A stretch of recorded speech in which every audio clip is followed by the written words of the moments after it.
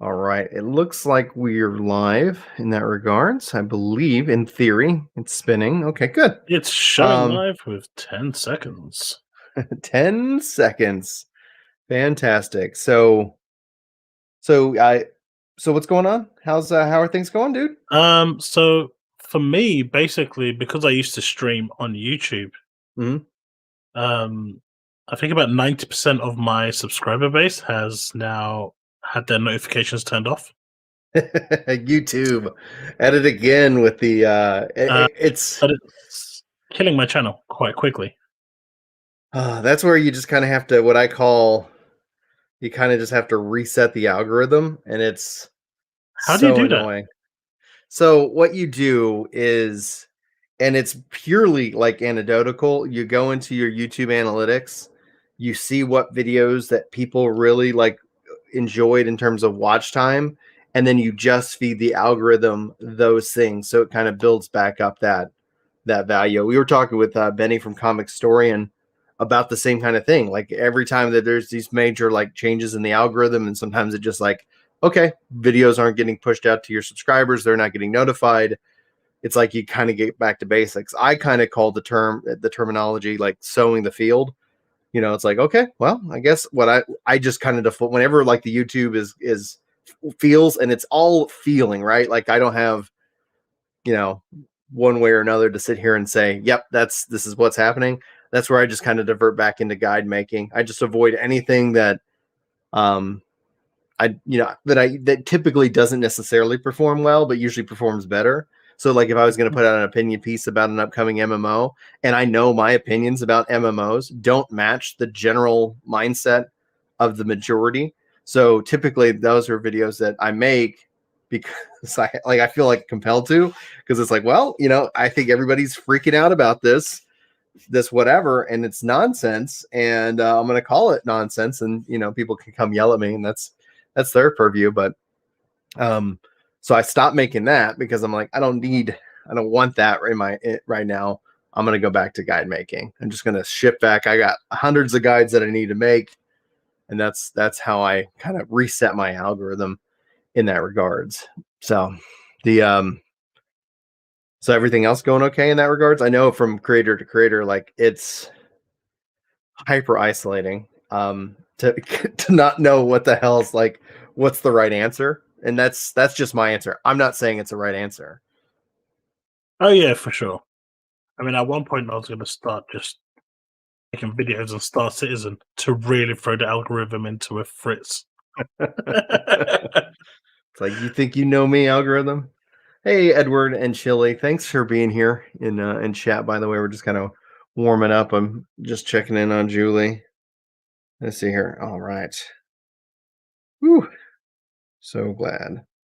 Julie had an MRI today. So it was All like, right. and everything so good, it went well. She had to try to have one a couple days ago, and ended up like having a panic attack, and they had to reschedule her. So she was just texting that she was able to go to a new one that actually had music, like the one that she went to. Like, I guess it was super small, so they didn't do that. So it was just like, I think it was a lot of a lot of extra stress, unnecessary stress in that regards. Let's see here. Let me Oh, add my yeah, for screen. sure. Ba ba ba Right. ba. Tweeted out as well. Good What's up? stuff. Oh, you tweeted? You are a legend. You are a Oh, legend. Let's see here. All right. Well, let me get some water here real quick. Oh yeah, scratch my ear for no good reason other than it itch.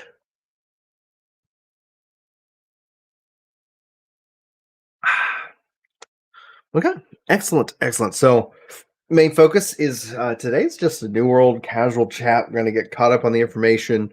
Hopefully, chat enjoys the show. But as always, these are casual conversations. Thanks for those of you who are turning, uh, turn, turning into the show live. And feel free to weigh in. I have in the chat the pin messages in case anybody wants to just join in the show, weigh in with their thoughts. If a topic or a question kind of interests you, we might do a call-in show as we usually do. Also, I'll announce this in the show itself as it gets edited, but in the links in the description, you should see Ginger Prime clips we've been taking the podcast and breaking it up into a lot of different clips over there.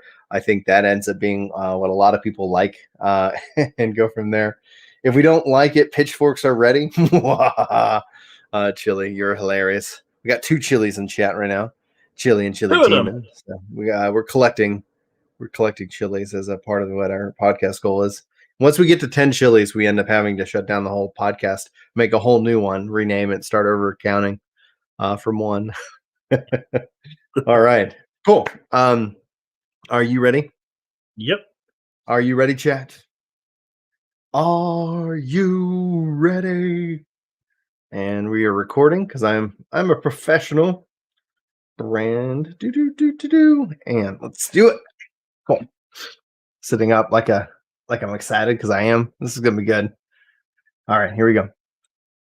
Hello and welcome to Epic Loot Radio. I'm your host. Joining me in the co-pilot chair today, we got Chaos Prime Y or ZYT. My dyslexia getting the better of me in that moment.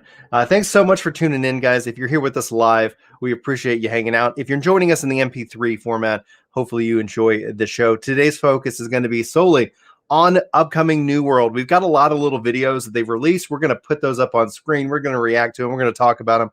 We're going to talk about the patch notes.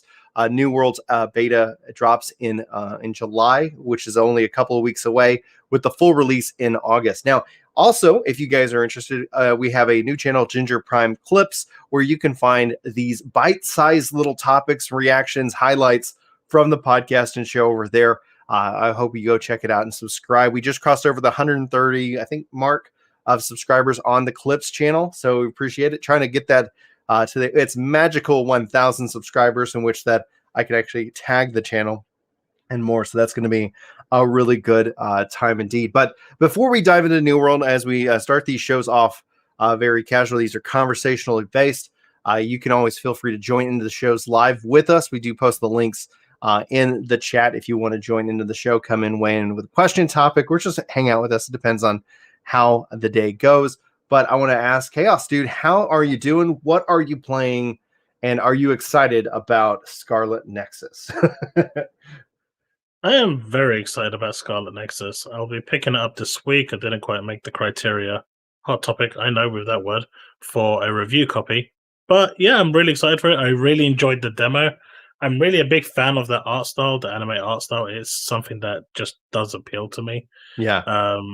And when I played the demo, it was really impressive. And I've heard from reliable sources that the actual gameplay has gotten a lot tighter and a lot better than the actual demo. So that's even better news. In terms of what I've been playing, I've been all over the place. Ratchet and Clank, bit of Returnal, Final Fantasy 14, can't go without that. Bit of Genshin, and yeah, it's just been all over the place at the moment, just trying new stuff out. I also played on Dark Alliance. Yeah? Which I don't understand the hate it's getting for now. I mean, I played the Xbox version, not the PC version. Streamed it for 3 hours, so anyone can actually go and check out that stream, because the VOD is there to see that I'm not like chatting crap. Not a single bug. Not one. At all. That's great. Flawless. I mean, I don't know about the PC version, but on the Xbox, playing solo, I encountered nothing. And the VOD is still there for people to go check it out if they think I'm fabricating things. Well, hopefully at some point you'll be able to get your hands on, those review copies. I think that ends up being kind of a form of validation in terms of content creation. Something of a hot topic, I guess, going on right now within kind of the bigger overall communities over on Twitter. So I do appreciate you tweeting that out. For me, I haven't been playing much, man. I've been, honestly, I've avoided trying to make the video, but I just feel like I've been struggling as of late. I've been working an insane amount of hours, which is a weird thing to be kind of frustrated about, because like the family's we're being provided for. I worked so many hours in the first half of this month that basically what I need to make and take home in a month was paid for in the first half. Like and then I'm working just as much the second half. So we might actually start to be able to kind of try to climb our way back from last year. So that's kind of the trade-off. But I'm just like, I guess I just need a game day. I don't know if any you guys out there like have that kind of concept. But I just need to make a time where I can just kind of turn everything off, not worry about content creation, not worry about like working any kind of program. And I don't even need a full day. I think right now I take if I could get 3 uninterrupted hours, I think that's something I need to recharge my batteries. But I've been able to dabble barely with Phantasy Star Online too, New Genesis. So I just was able to kind of get a little playtime in last week. So out of the dailies, which is a concept that kind of is frustrating, I've been able to hit and clear off one set of dailies in that game, and then that's pretty much it. I think I got it last week. Got to play a little Peggle with Julie. So if you guys have not played Peggle, huge fan. It's a lot of fun. It's a simple game to kind of pick up, play, put down, and more. But what I want to kind of shift my focus in on for this show, for this my answer here is what I'm looking forward to playing. Like when we look at the course of the summer, I know I'm not going to be so busy over the next couple this whole summer. So I'm really looking forward to being able to dive more into Final Fantasy. I want to finish off my Blue Mage this summer. I want to finish off my relic, at least one relic. And I want to kind of just have some fun with that game and hopefully help people farm up some mounts and things like that. Just trying to think what my summer plans are for that game. And then I'm really excited for New World, which is dropping later this summer. And then we still are also kind of on the fence about what's happening with End of Dragon. So that question kind of now pivots to you, Chaos.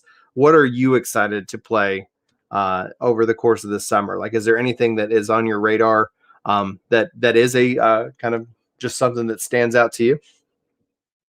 I was actually thinking about this for quite a while for multiple reasons. Mm-hmm. And there really isn't much that's on my radar for the summer. There's not much I'm actually looking at.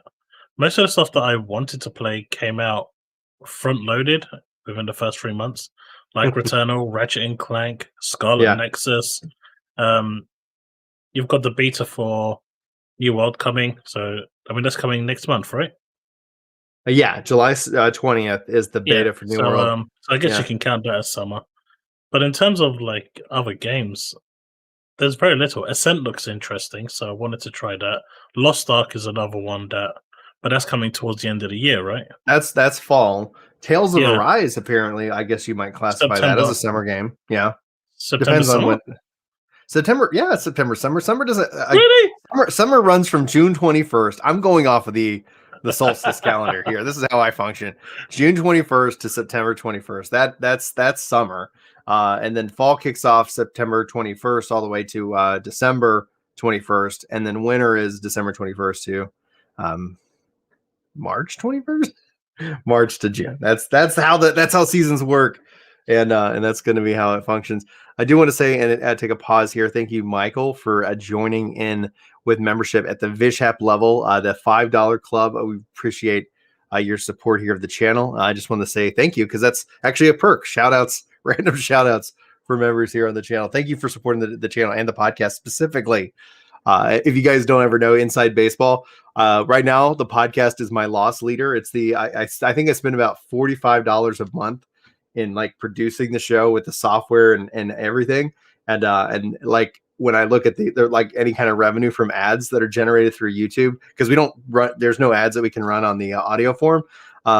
It generates about $2 to $3.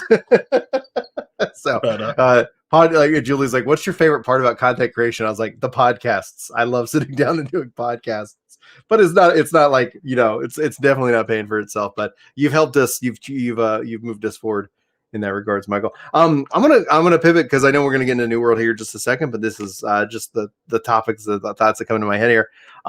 With Scarlet Nexus, I'm really because like that art style has me even more excited for Blue Protocol. With Genshin Impact, when playing that game, like that made me even more excited for Blue Protocol. Is Blue Protocol on your radar anywhere? And if so, what are you feeling about it? Because there's also kind of I'm gonna ask a couple of Ashes of Creation questions for you. Go ahead, Chaos. Blue Protocol is pretty much the MMO version of Genshin Impact, so it's definitely something I want to play, but they've kind of delayed that for so long. I've just kind of stopped following it. until they finally say, "Hey, we've actually got a release date. We're not gonna cancel or change, and we're actually happy with it." Because they've had like 2 release dates now, and they've pushed them all back. And I mean, the first time they went and completely rebuilt a lot of the combat engine, which was needed. So I'm impressed that they went that far to make sure the game is working.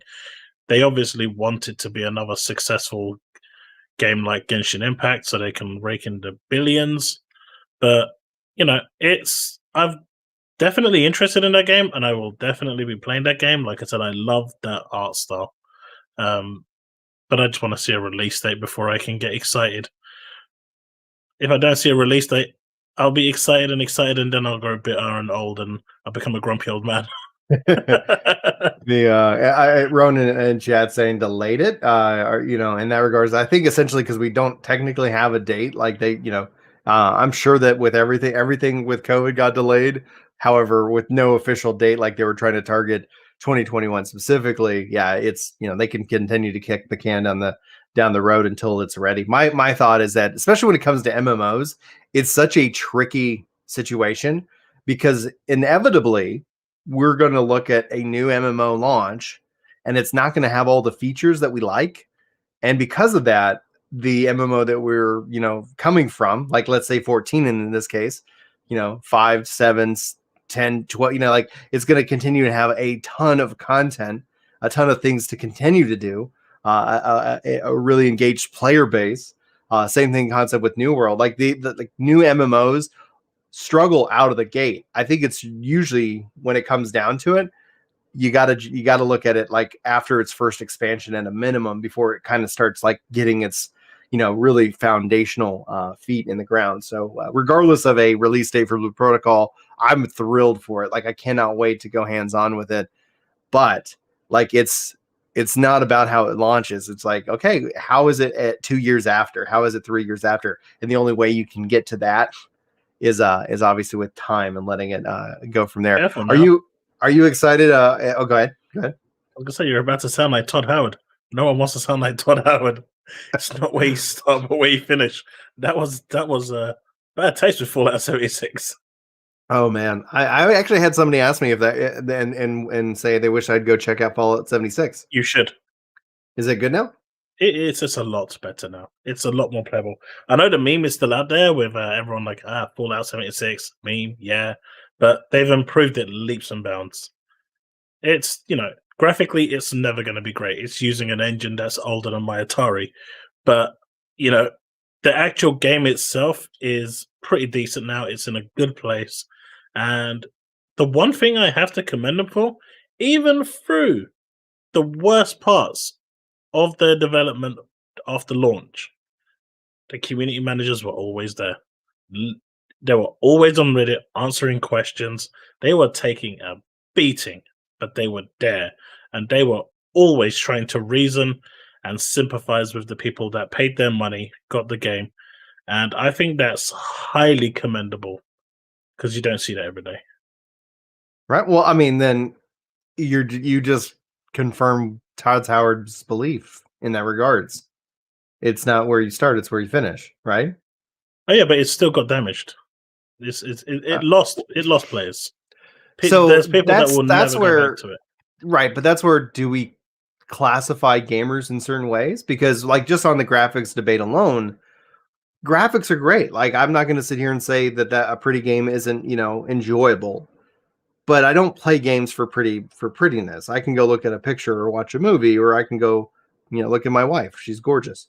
It's like beauty is in the eye of the beholder, but it doesn't, I think, dictate gameplay. So if a game could be the most beautiful game ever, but if the gameplay isn't there, like then no one's really going to, if a tree falls in the woods and no one's there to play it, like was it a game? See, the problem with Fallout 76 was even the animations were completely balked. You had T-posing dogs. You had literally creatures that were just like that, and they had zero animation, and they'd just be sliding like this towards you. It was like a 60s movie with just a cardboard thing coming at you. You had dogs and creatures and stuff. I think the most impressive thing that I read with Fallout 76 was when the community got together and set off every nuke at the same time, and it actually took the servers down. That's exciting. That was funny. That was funny. Well, let's I like that. let's continue the discussion there though, and let's look at Cyberpunk 2077. Just released patch 1.23. I was playing it the other day, just kind of seeing if it's something that ultimately, plays, into the overall game and the concept. So, is that something that, if it finishes, like I even put out the question to my community, and none of them were like, guys, like it's been 6 months. There's no way they're actually going to turn this around. Do you think Cyberpunk 2077 has a chance? I think they'll fix it. And they've made their money. They've made more than enough money to call it a success financially. I'm happy that they're still working on it, and they are going to release a PS5 and Series X version some point this year. But I think at this point they just need to ignore the base consoles and just say, right, it's just not going to work on these. Let's not do that. Let's not go there anymore. Stop it and just move on. The PS4 Pro runs it fairly decent. The PS5 and the Series X backwards compat runs it fine. But the base consoles didn't, and that's where the majority of the issues were. I remember playing it on PC at launch, and honestly, I had a few bugs here and there with cars scraping onto the walls, but it was nothing. But it wasn't a showstopper, and you know what I mean by a showstopper, right? When you look at when you look at the trailers, when you look at how the game was marketed and then how it was delivered, I never felt that. See, that's the problem. The connection. They doctored everything to the T, and they're never honest with the community. Now, Fallout 76 came out, and they said, right, this is the condition of the game. Instead of us charging you $60 or £60, we're going to charge you $20. It's early access. We're bringing it out of that. The games are going to have microtransactions anyway. So that extra bit of revenue that they're losing out would have been recouped through microtransactions anyway. The community, in my opinion, would be a lot more open to that because they're openly saying that it's an unfinished product. And we need to release it because we need to recoup some money to continue development because we've run out of budget. That's essentially why these games come out in that state anyway. They run out of budget.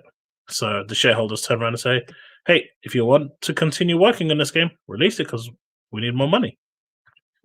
And that's fair. Games are getting more and more expensive every year. They're becoming a lot more high profile, a lot more longer in length, a lot more development hours. So it's not like back in the Mega Drive days or the Saturn days when games used to be a lot more simpler just to develop. It's a lot more expensive. But if you're going to release the game in a shoddy condition, the price needs to reflect that, and you need to be open with your community.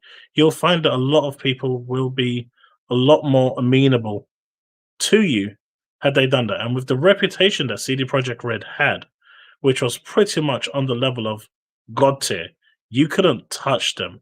They were the most successful gaming company in the world because of their goodwill.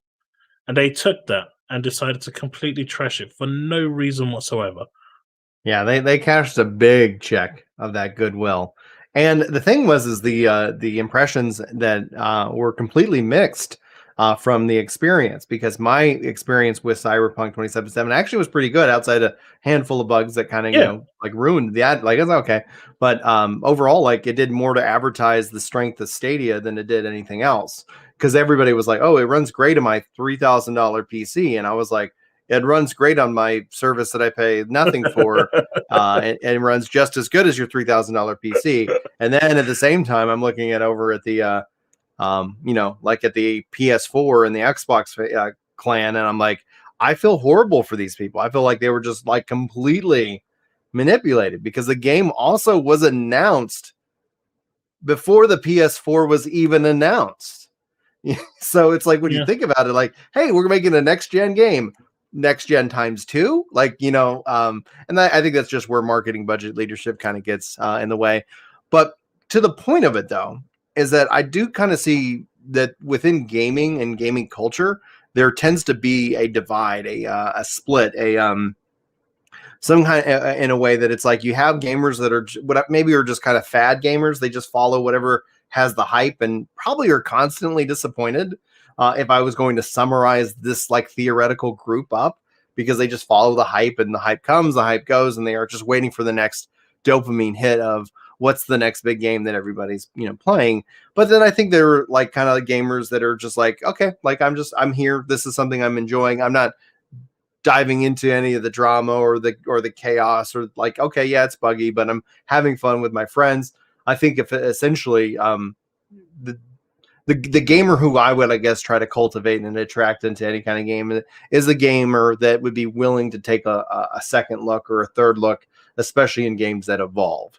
In a single player game, I think probably we're all the same. Like you launch a single player game that's complete, and okay, you get one shot because everybody's going to move on to the next big single player game, and things like that. But when it comes to the multiplayer games as a service game, it's like if you're gonna write it off based off of your first impression, you should at least wait 2 years before you give yourself that first impression. Because I have yet to see a game launch in a great state that has go ahead. Well, it's like you hit the nail on the head on many points there, but I think content creators themselves also have a responsibility to, be that middle ground. Mhm. I watched a review for Dark Alliance because I was actually really upset with that, because the review I watched completely destroyed it to the point where it was worse than Cyberpunk. Hmm.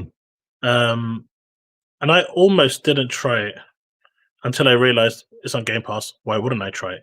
Yeah. And I would have regretted not trying it. And I feel, those people that are getting the codes early are getting it without the day one patch, because there's always a day one patch, which fixes a whole host of issues.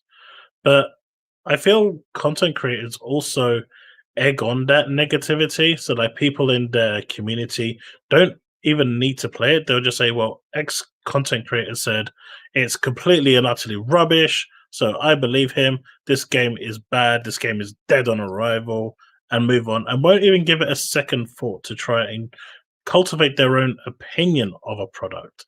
They But just I challenge the concept that would we classify those with that mindset as gamers? Like in my mind, when we talk about the influencer market, content creation market, like I would classify them as a follower yeah, and not a gamer, because but and it's they fine get to sit here money. and say like I trust. Let's say you said, "Hey, this game's really not worth it," and I trust your opinion. Okay, cool. Maybe I hold off on playing it, and then somebody else says, "Hey, maybe you would enjoy it." Like I think the real only review when it comes down to it is your personalized review. The only review that matters is yours. If you're constantly having your entire opinion being formed from others, I don't know. Maybe that's a level of maturity issue. Maybe that's just the way the world is right now, and I'm just ignorant. That's a complete It's possibility. pretty much the world is right now. If X person who has a high standing in the community says it's bad, then it's bad, and people go off that. And I think it's silly. But when you look at CD Projekt Red, especially, the Witcher series, which one of them launched in a good state? I don't think any of them. I think None essentially of people them. remember They the. were all bad. It's all rose tinted glasses. Mhm. All of them were poor. It took them how many years? 3, 4 years before Witcher 3 got to the point where it was actually a really, really good game to play. Mhm. But none of that was remembered.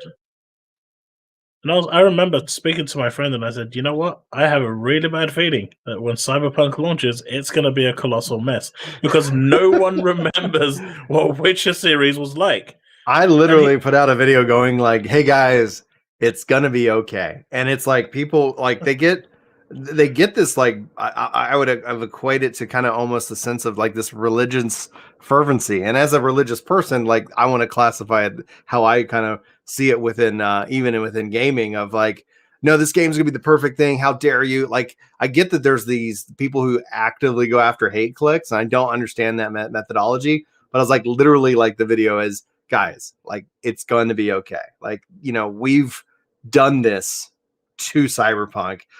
Cyberpunk did it to themselves, but Of course.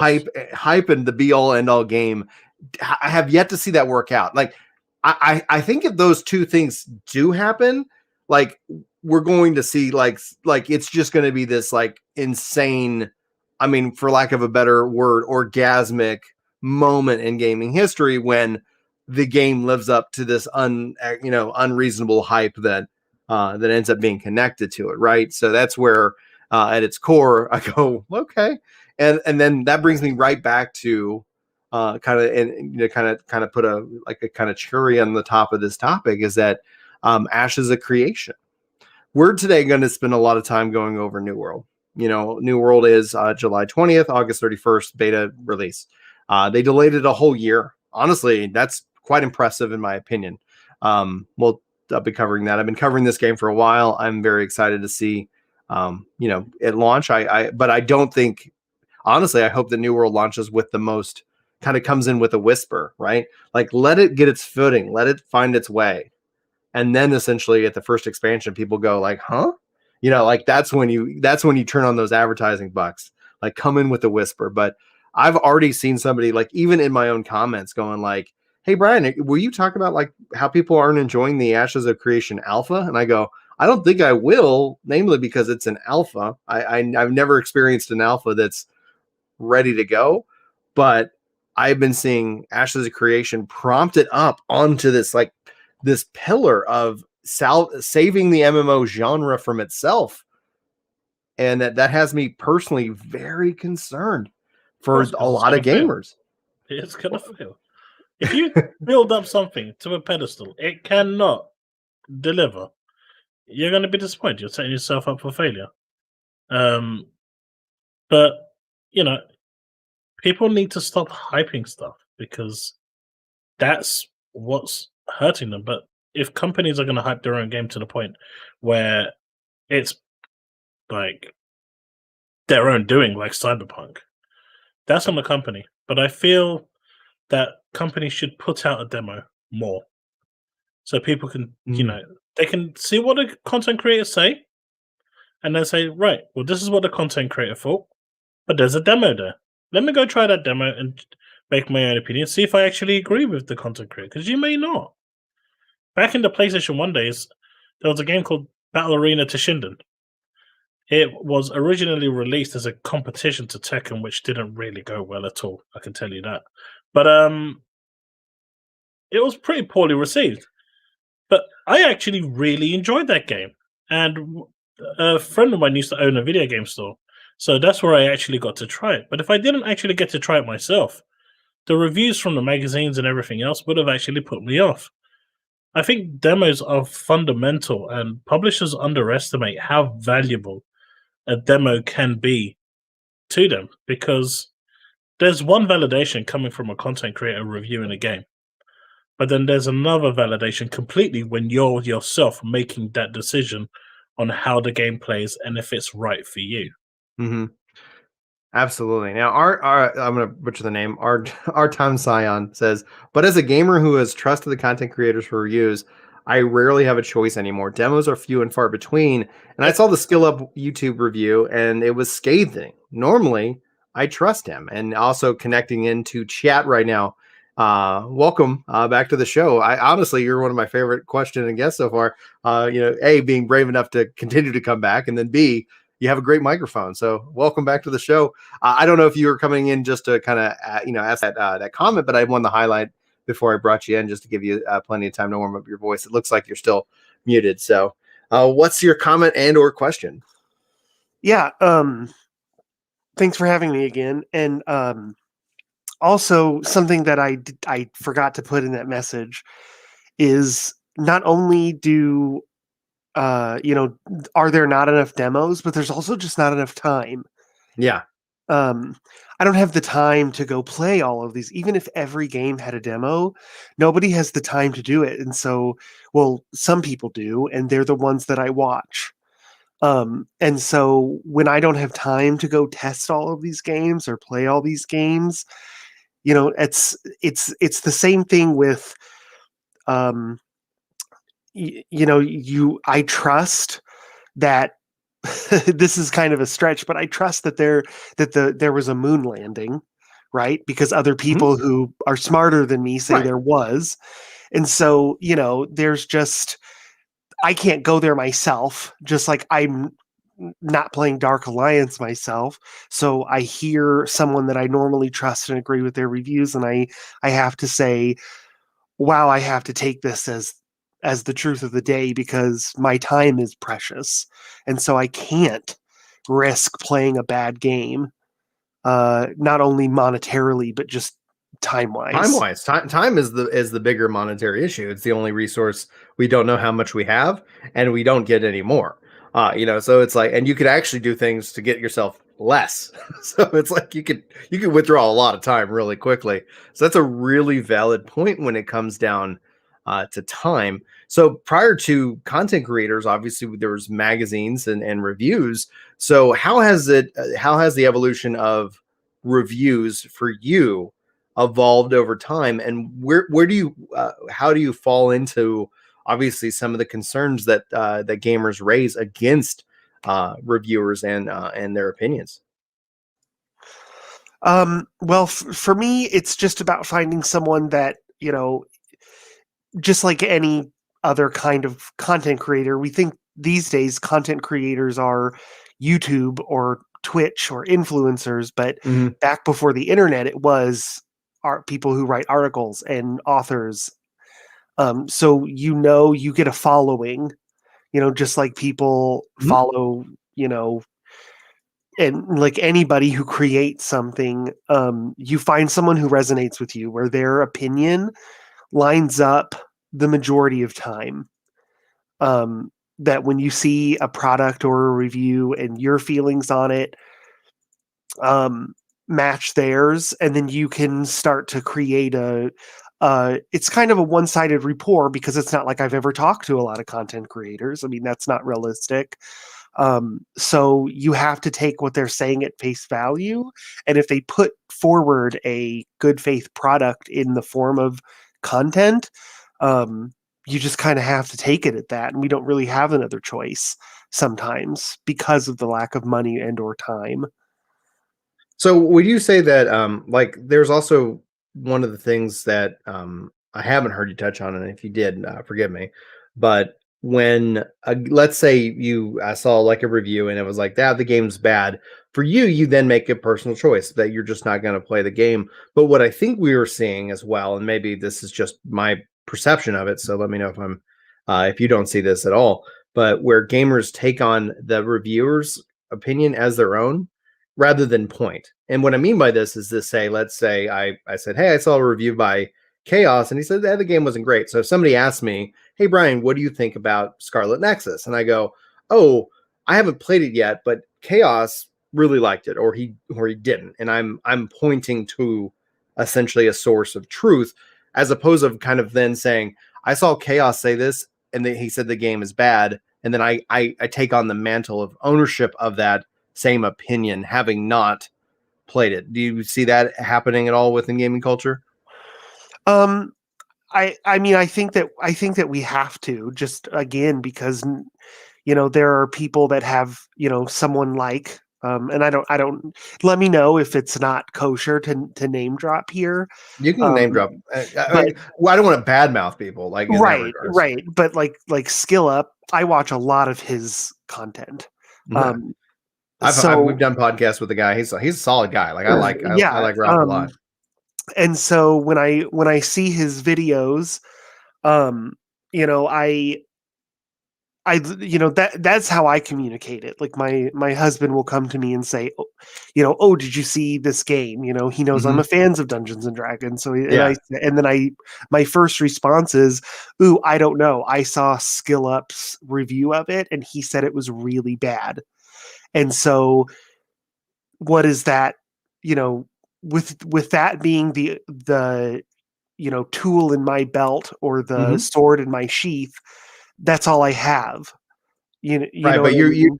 you use the example of pointing to the source as opposed Yes. to like owning that. Like, oh, I saw this. I watched a video from Skill Up, but then I go out and having not played the game, take on his review without like without touching it, and then presenting it as my own opinion, right? And that's one of the things, and I don't do that, but I'm saying that's one of the things that I see that, and Chaos, is that something that, like, I believe that's what you were kind of somewhat talking about, where Yeah, you hear that's people and essentially they're it. like, oh, they heard it from a source, but that disconnect becomes, and then they take that on, like, for lack of a better word, like their gaming identity in terms of Yeah, that. And that's it's built essentially off of trust. Like, I mean, the only break in the chain is that if you were telling me about it and I didn't know that you watched the Skill Up review, and maybe Skill Up and I, as just an example, don't align in terms of that, because I think, and I think what really, the key point, that the thing that you hit right on the head at the start of this, Art, was that it's about finding a reviewer that you trust. And when that disconnect happens, I think that's where we see a little bit of gaming trauma in that regards. But wait, Chaos, do you have any follow up? no, I think the majority of things here kind of summed up everything. I just feel that, especially with Game Pass now being so cheap, Yeah, Game Pass people is a real key. Go ahead. people have a golden opportunity to try these games out. At the moment, like, they're doing 3 months for $1.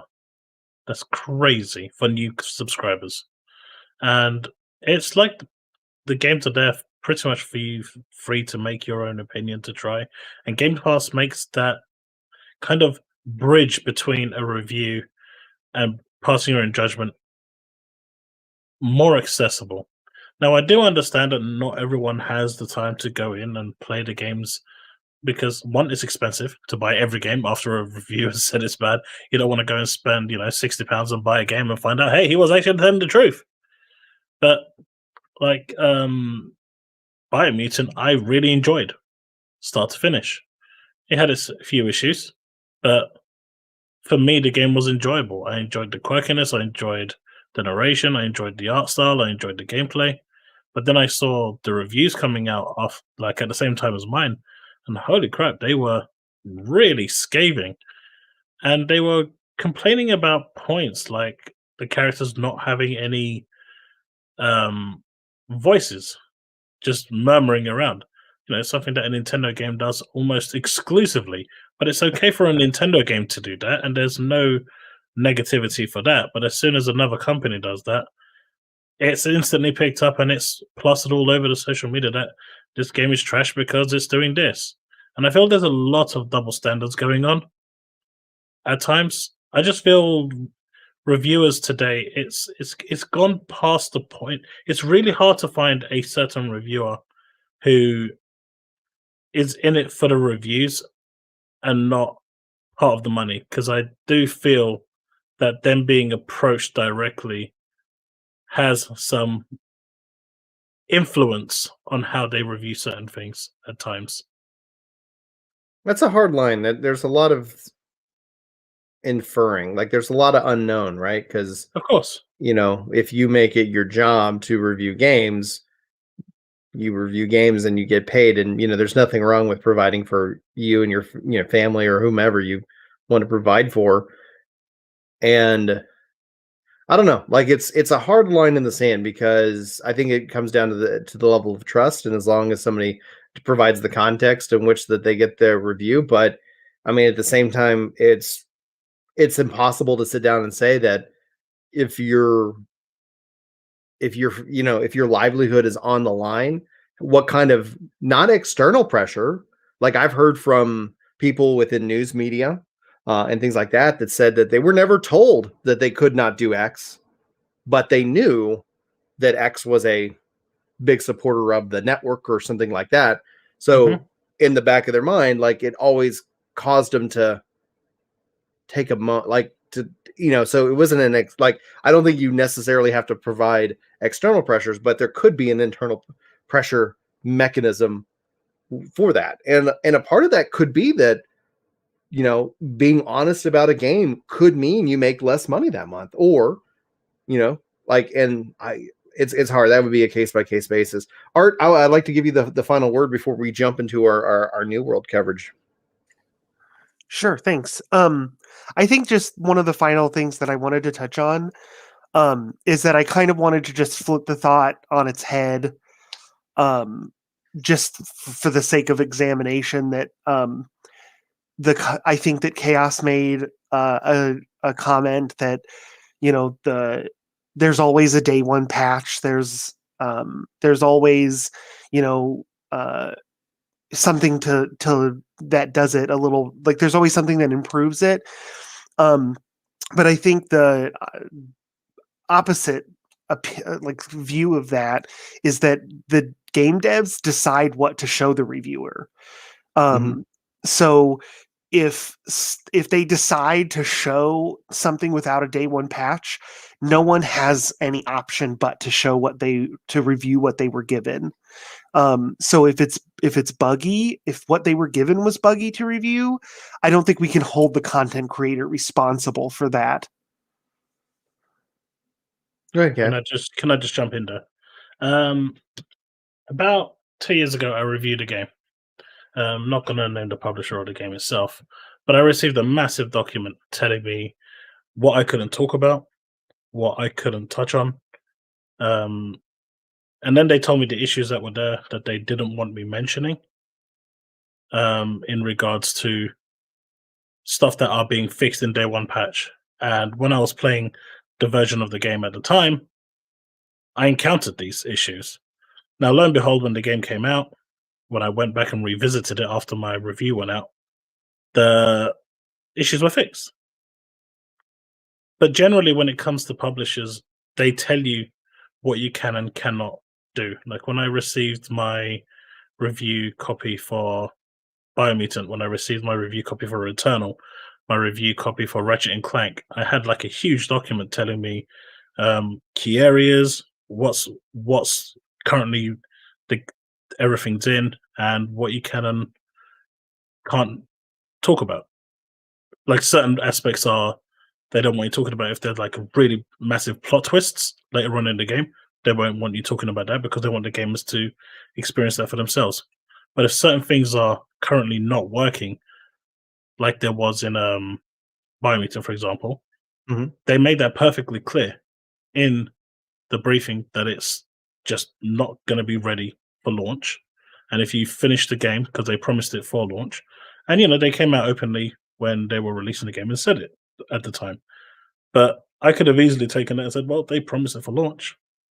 And I saw a few reviewers actually criticizing them for certain things that were in the document that they clearly said wasn't going to be available for launch, but they were still criticizing them for that, saying, you know, if it's not ready, don't release it or don't say it.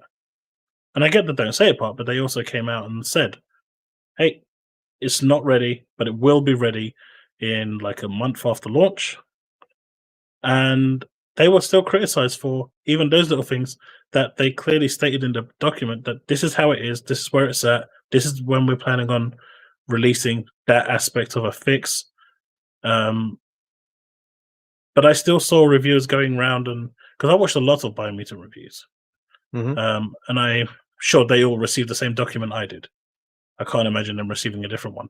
And there's a bunch of stuff in there that they were saying, like, we know about this, and this issue, but it's getting resolved. And it was resolved. But because we didn't have the day one patch, we had those problems. But they were being harshly criticized about it, despite being given notice. And I think, in my opinion, that's wrong. If you worded it the fact that you're speaking about it already is bad enough. But if you were going to talk about it, at least preface it and say, this is the situation. I did encounter these bugs, but I have been assured by the developers that a fix is coming day one. I've heard people respond to that kind of like criticism and reviews to tell reviewers not to take early copies, right? Like, okay, well, just don't agree to their terms and review the game on your own dime. That makes it more authentic. But the reality from a metrics perspective, You can't do that. You get crushed. Like it's, you know, like despite like I would say that, yeah, the more engaged, the more active, you know, your community, that like actually, from a content creator's perspective, like that cares about what you think about a review or a game or what have you. Yeah, they do care, and they're going to be the ones who do. But essentially, you miss out on that huge market, that exposure market. And I'm not saying that you should reviewers should compromise their principles, because at the end of the day, if you don't have principles, then I don't think you ever review. Like if you're just being a puppet, a marketing, an amplifier to the PR company, then okay, as long as I know that about you, I'll just click on skip this video and go to the next one. But I think that there's still that aspect, which is why, like, to answer, like, well, why would people accept those terms if that's the regard? And it's like there's a business side to the content creation, even if it's not like financial, even if you didn't monetize the video at all, you miss out on huge amounts of exposure. And I've seen lots of people talk about it. It's a weird business and a weird line. But Art, thank you for coming on to the show. We might have you back. I want to take some time now to jump into a New World itself. Let's see here, remove, boop. All right. So thanks, guys. That was I love this. I love this podcast so much because it's just so fun to kick back and talk about this stuff casually and more. But now what we want to do is we want to jump into some New World. We might even, I don't know if we'll get to the notes that they released for part 2, namely because the fact that the show's already at 50 minutes, and well, it's it's a long show. Like, all right, so yeah, it's like it is what it is in this regard. But we're having fun, right? We're having fun. That's the whole point of the show itself. We're just to sit back and talk with you guys and have hopefully produce a show worthy to, while you're grinding out on some loot out there in the world, that you're enjoying the discussion and hopefully getting some fun thoughts. But there's a series of videos. Probably will cut the notes from this show. We're going to do a New World show next week as well, bringing on some other New World creators. So we're going to have a new roundtable for you guys next week. But today I want to start with the Armor Fashion Show and kind of just look at it, talk about it, see what we think. But they also have these Turing Eternums. Now, y'all won't hear the audio from these videos. This is just going to be us looking at it and talking about it. But if you're curious, I'll try to include the links in the description if you guys are going to want to go watch these videos for yourself. They're really high produced. You have to see here that I haven't watched many of them, but that's why I was like, all right, I'm just going to sit back and I'm going to come and enjoy this at one point. But let's go ahead and dive into the New World Armor Fashion Show as our first and foremost option. Actually, I could probably unmute it, and that way I can get some I can get audio on my own. Oh, dude, like the narration is great. I do not want to set Chrome as my default browser. What do you use? Unmute site. I think it's Firefox right now is my default one. Like it go. I don't know. As I code, I usually switch it out. So it's like, I kind of like set it, but it is what it is. All right.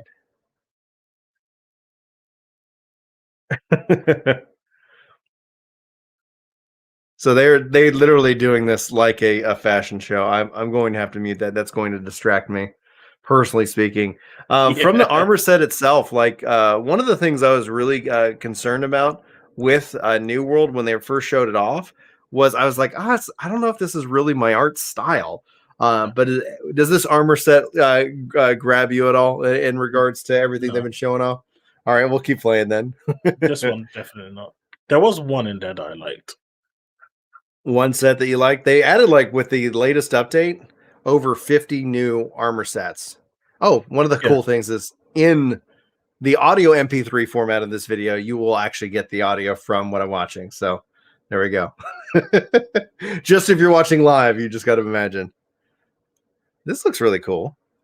Like if we just take a look at it here, if I scroll back. It's got like a dragoon kind of look to it. Yeah, like that's where the horns got it. I was like, oh, that's kind of like Dragon-esque. Almost Angry Earth is one of the faction things. What I would say would be giving that kind of that mindset or vibe. But this one wasn't bad for me. Yeah. 4 different belts. Nomura has made his way into into New World, y'all. All right, we'll continue. But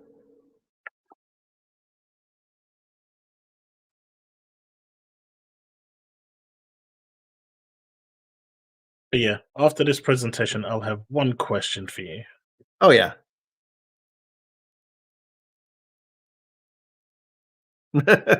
I mean, okay. It looks like a giant bug face. I know, right? I mean, everything else looks actually okay, but the mask just doesn't fit. It doesn't fit the rest of the suit. Jilly says New World stole Final Fantasy 14's belts. Confirmed. If you guys don't know, 14 with Endwalker is deleting its belts. So it is. Yep, what well, it we is. had to give him some way, didn't we? Yeah, exactly. Here we go.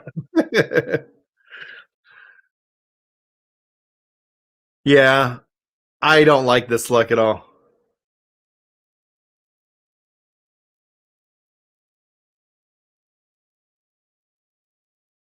I don't know. If they replaced the facial mask and I don't know, even just took it off completely, I think it could have worked. But the mask ruins it for me. Yeah.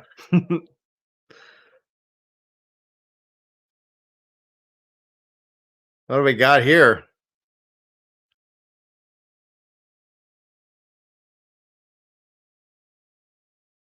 It's El Libre. I love the purple. It's El I love Libre. that.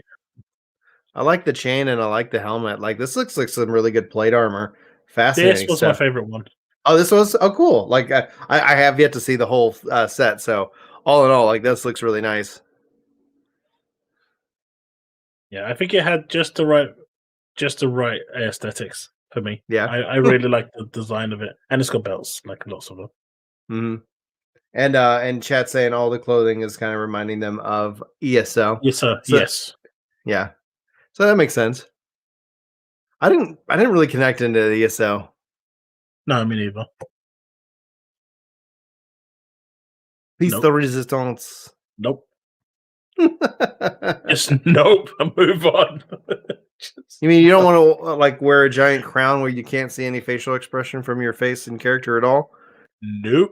Completely obliterating any character creation options or lack of options. I don't know, man. I think the crown looks pretty cool. I want like if that was a visor, I think that'd be even better where you could flip that up and down. That was a complete nope for me.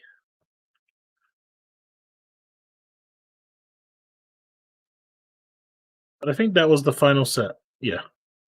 Yeah, this looks like this is gonna be the final set here. So my question for you, right? Okay, go ahead.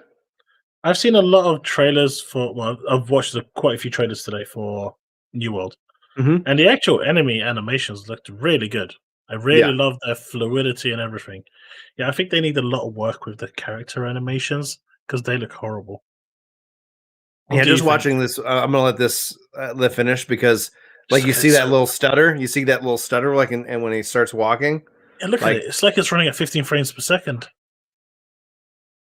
So yeah, that wraps up the that video for the channel. So Burger King. That's exactly what it is. It is the Burger King. That like Burger King is exactly what defines that. 100%. They just dropped Shattered Grove while we've been recording, so let's go and do that one. Yeah, let's do that one. I haven't seen that one. Then we'll wrap up for the day for the show because there's so much more to cover. We'll cover some more stuff later this week on the channel as well. But let's go ahead and dive in. We both have not seen this one. I'll hit like because you know what? Yeah, I like the videos. It helps. All right, let's. It really does. That's one way to help kind of reset your algorithm is that it's just like, hey, just remind people to make sure they check that notification box because as you stream, it's like, okay, people didn't like that stream, Brian. We're going to slowly just turn things off for you. Thanks, YouTube. Yeah. I'm going to say the guy's voice in this is just phenomenal.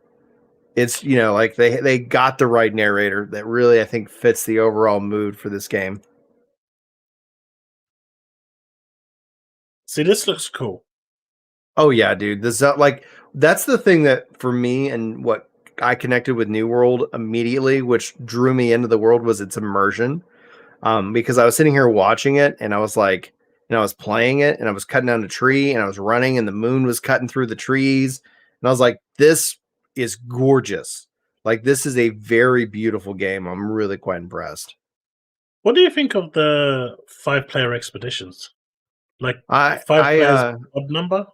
No, 5 is the right number. I would prefer 6 in terms of multiplayer.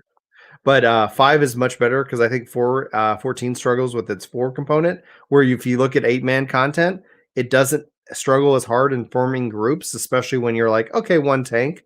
But I think with 5, you end up getting like that mindset of you can have like a tank and a healer, and then you can have 3 DPS, which I think will help funnel in more people into the content. But I don't think they're doing matchmaking, which I think is a plus. I know a lot of people want that kind of content, but I think with I think matchmaking is done for the PvP expedition or outpost rush content. So I think that it's a balance. We'll have to wait. I mean, I'll have to wait and see. Like if the content isn't hard and there's no reason to go back and do the content, then hey, yeah, finish all the dungeons. We'll see. Well, they said it was hard. We'll see. They I heard that they made in the last patch notes they made the dungeon content much harder. All right, let's we'll continue on with this. Touring Eternum, Shattered Mountain. This is one of the end game zones. Yeah, I really like that they're putting the effort in to show the surroundings. I really like this. Mm-hmm. Oh yeah, This has me a lot more interested in the game.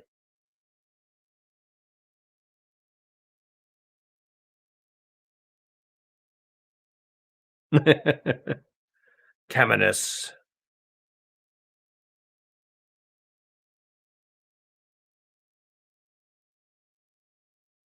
Hey, Sephiroth.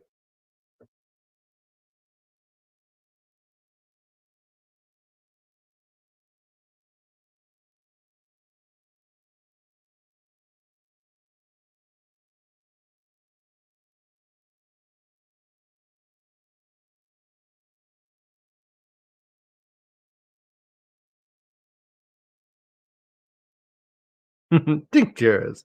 I've never known how to pronounce that word, so I'm gonna have to practice it. I've always been like tinctures. Oh no, there come you words. The so what do you think of so what we've seen here with this like little outpost town?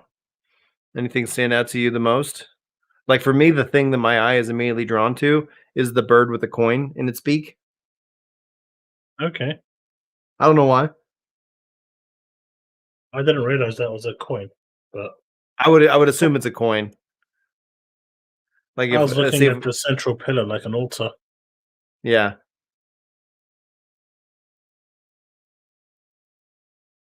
Ooh, look how beautiful this is. Like the colors in the woods and the foliage alone make it feel truly next gen.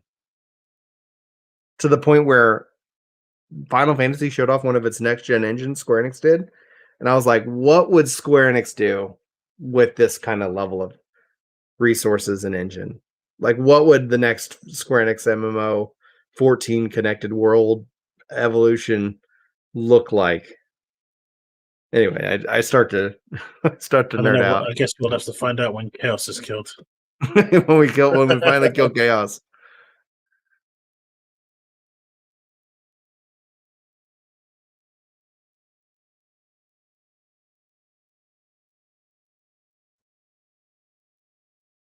The Eye of Mordor.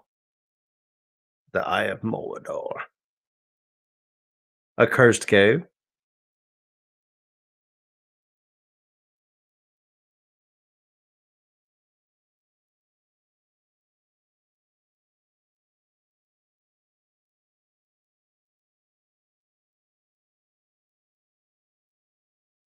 So all in all, right now, like we've seen so many different, like almost biomes in this own thing. Where the Scorched Mines and the mountain itself, these have a similar like color scheme, but then all of a sudden we saw that the Grove and I don't know, man. Like I think the zones are also. I never made it to Shattered Mountain when I played in the preview, but goodness gracious, the zones that I experienced, I was just impressed by. The thing that was pretty much felt copy and pasted was the settlements. So hopefully by the time we play the beta, we'll see a little bit different, level within the settlements themselves. I'm okay with that, though. You know, What's up?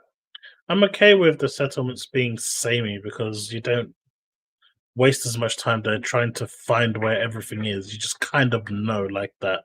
Yeah, it's true. Good point.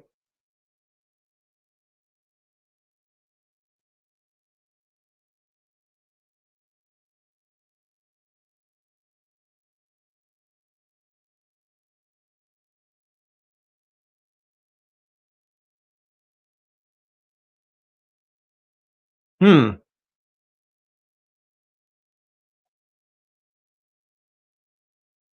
Wow, look at that. You're right about with the animations with the enemies, as Yeah, opposed to like what we saw with the fashion show with the animation of the characters. And yeah. maybe that's just yeah. Go ahead. They just look so great. They absolutely look so fluid and alive. And then you looked at your characters and they were like, I'm a robot. And thanks, Ronnie, for the kind words. Appreciate the content. You're an inspiration for the family, man like myself. Keep on crushing. You do as well, sir. Thank you very much for the kind words. Yeah, y'all won't see it on the live stream, so but in the upload you will. I like there's a way to make it happen, but I like it can mess with the stream itself. So we're getting there slowly at some point.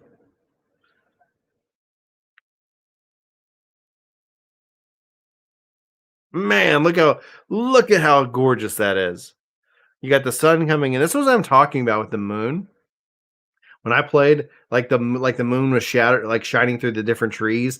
Here you got the sun and the rays and how you see the shading happening in the shadows. Like this looks I'm sorry, like it looks phenomenal to me. Like I that's one of the things that is kind of the first thing I noticed about New World is just how immersed I got into the world itself. Like how like I just visually just kind of was transferred into it. I enjoyed the game in the preview. I was ready to play it back then. So I'm really looking forward to kind of playing it right now.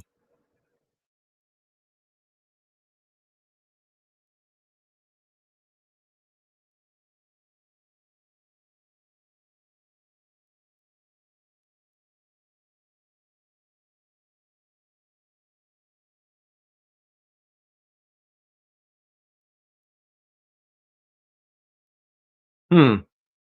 And going back to a point you made earlier, how Yeah, you good. said, you know, it's not about how, the game's going to launch, people should set their expectations. It's about the first expansion. There is so many. You're just watching one area, the Shattered Mountain, Yeah, they and got a there's lot of been what zones. 10 areas here. There's another two This, videos that well, they've that they've got. already highlighted. Like there's a lot of There zones is already. Yeah. loads, and they look so different, but they're so varied, and they look really good. I think the way they're launching this is definitely the right way. As long as they've got the side quests and the story to go with it to traverse you through and you're not in each zone for like 5 minutes, Yeah. I think they've got a really, I mean, you know me, I was quite against New World when it and had very negative connotations about it. But watching the last few videos over the past week, I'm getting a change of heart. I've had a change of heart because I'm liking what I'm seeing. I'm liking the effort they're putting in. They just need to polish it just a bit more. Hmm. Hmm. And I think they wouldn't need to wait for that first expansion. I think they could potentially have something as a new IP that can actually be successful. Well, beyond the first expansion, I think the first expansion is what's going to invite that. Like when I'm talking about that, like the gamers that come and check out the game because of hype, and then they go back to WoW or Final Fantasy or whatever. And you don't have to necessarily, in my mind, abandon your game because this game doesn't have a sub fee, so you can buy the game and you can play it when you want to play it, and you can bounce out and take a break when you don't. But it's also about the content updates themselves, right? If New World releases August 31st, and the first update is in February, like that's a long time. But if New World releases in August and then in October or November, they've got a pretty significant update. Like that's exciting. I think that excites the player base, those who are playing the game to continue to play because it's like, hey, let me come back and check out the changes. Let me come back and keep. Oh, there's more things for me to do. There's more dungeons for me to play. Content is king, and the first like that's one of the things I think separates Final Fantasy 14 in the significance of them putting out an update every 3.5 months is that it continues to invite players back in to kind of experience the game, get caught up if they want. And if they don't, they come back and they have a lot of story, a lot of things to play through as well. So there's really not a wrong answer. I just think that I think the first expansion will end up being that way of inviting people who maybe came and checked out the game for hype, felt that it was lacking and returned to their old, MMO, and then, when you look at a new like expansion, it's something like, oh, we're serious. It's like when season 2 of a series, I always say like, let me know when season 2's out for your amazing series, like this amazing new series, because I remember watching some series that had like, I thought I really enjoyed it, and then they never got a season 2, and I just felt like it never concluded. It was so frustrating. I don't know if anybody's ever experienced that. So I think the same kind of rings true for an MMO. An expansion is this moment in time that it's like, oh yeah, I did enjoy that, and then I got distracted or something. Life got in the way, but maybe I have time now to come back and check it out.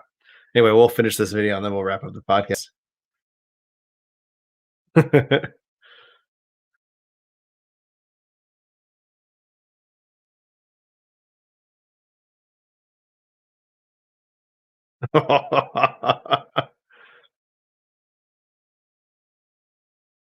This looks fun.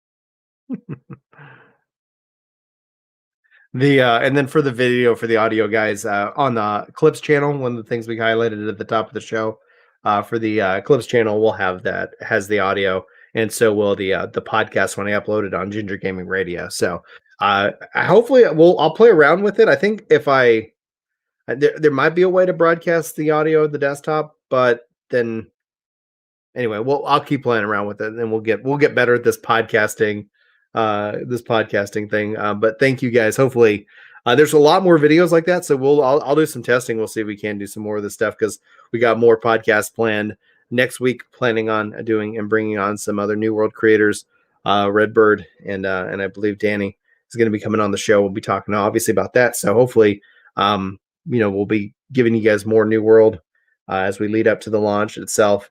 And yeah. That's the kind of the show that I had planned. We ended up having just like the most epic of conversations, as we always do here on Epic Loot Radio. Epic Conversation Radio is the real name. You got some loot. When you open up, what's in your box? A great conversation. It's an epic, it's a purple conversation. Chaos, where can people find you? You got any final thoughts? Anything you want to say to wrap up today's show? Yeah. I was pretty against New World. That's pretty known in this podcast. Anyone that's been here for returning weeks has seen me having a kind of shadowy view on it, but I'm slowly becoming a believer of the franchise, and I reckon after seeing what they've showed, they've got a good chance. I reckon they can definitely, if they continue this momentum and deliver on the content, I think they've got a really good chance to actually deliver something that people will enjoy. Yeah, I think I wish them all the best. It's their game to lose for me. I would say don't, if you're on the fence, don't let anything I do push you over. Wait till like reviews come out. Wait till people you trust that have played the game come out. Wait till you've seen some live streams come out. Like for me, it's well worth the $40 like risk. It's like, okay, if it's a great game, then it's great. I liked what I played. Julie's, my wife's is getting this game with me as well. So for us, we're going to kick back and be playing some New World. And then, it's like, yeah, I think that's going to be something really exciting. I think people are really hungry for a new MMO. And honestly, I think the fact that I'm not seeing a lot of, there has been a lot of drama already within the New World community as it's been developed, and it's changed some of its direction over the course of its development cycle. So I'm hoping that New World kind of comes in with a whisper and delivers and has people excited. But that's something that I think is really a treat, is whenever a game comes out and everybody's like, I haven't heard about that game. And then it's like, people are like, yeah, it's really good. You should check it out. And then all of a sudden people, go and check out the game and they have a good time. So ideally that's going to be something that happens here. And so wishing them all the best. I know it's not hard launching a game, but we'll be checking out the game here on YouTube on the 20th and here a couple weeks. And then here at the launch on August 31st. Guys, that's going to wrap us up for the show. Chaos, where can people find you? What you got working on? What you got coming up? You can find me on YouTube at Chaos Prime ZYT. You can find me on Twitch at same Chaos Prime ZYT, and on Twitter at Chaos Prime Z without the YT. I cover all sorts of games on my YouTube channel at present, and when I stream, it's a variety streaming channel. So whatever's new takes my fancy. It's usually good fun in there. So feel free to stop by. Feel free to stop by, guys. You've been listening to Epic Loot Radio. This is part of the Ginger Prime and Gaming Radio Network, I guess, if we were going to put a label on it. Thanks for being here. You guys are awesome, and hopefully you'll catch us in our next show next Friday. But until then, take care.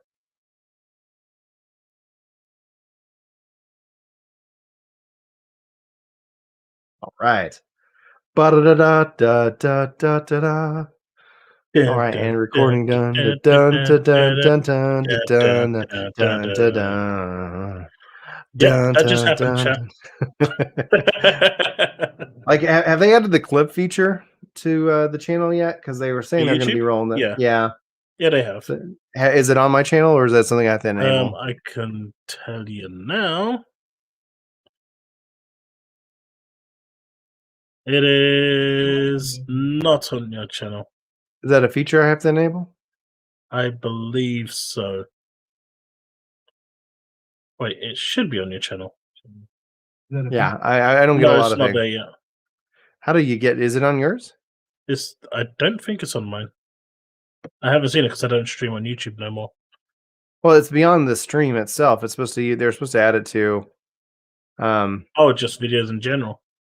Mm-hmm. All right.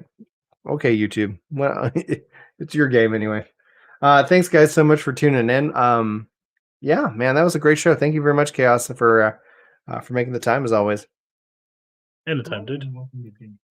All right, I'm gonna end broadcast, guys. Thanks for being here, and we will see you soon. Bye.